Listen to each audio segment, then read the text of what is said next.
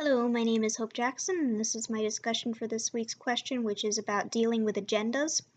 In the video, there was a fire captain who had instructed his driver to park the emergency vehicle to create a protective barrier around the man that they needed to get out of a car. He wasn't able to get out of the car because of an injury to his back, and they had to load him on with a stretcher. And in the video, it can be seen that he is doing his job immediately. He's got his gloves on, as is mentioned in the video. He gets his feet onto the ground before the vehicle is even stopped, and he's ready to go into action to get the man to safety. That seems to be his first priority. My reaction to the video is that it is not the first priority of the police officer to be getting the man help that he might need, the man that's stuck in the car.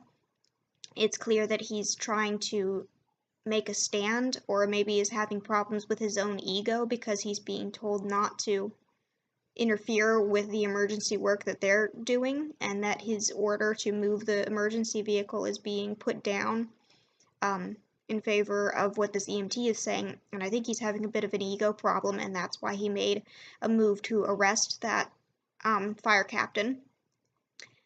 And one of the other questions is that, have we experienced any of these things? I haven't personally experienced something like this, but I've had a lot of friends who have had similar incidents of a whole variety of interactions with police officers who had, in one way or another, clearly acted off of ego or off of maybe a power play when they were making decisions about arrests or general interactions with the public.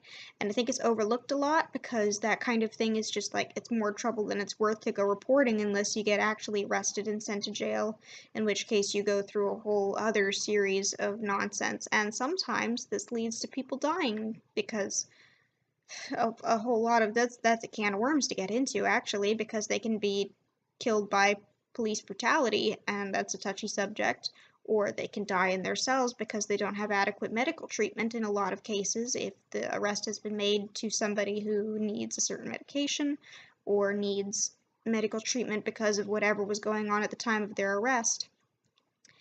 And the police officers seem to value their position and their power and their agenda a little bit more than maybe some other things that could be more important in those situations, and clearly in this situation where there's a man who needs medical attention. And this particular police officer is obstructing the medical treatment, clearly by taking away necessary personnel.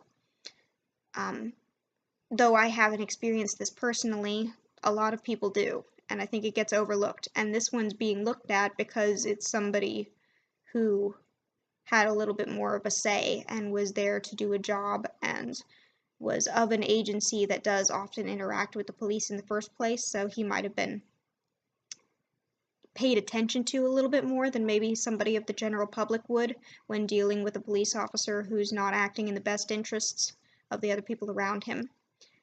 That's my opinion for this week. Thank you.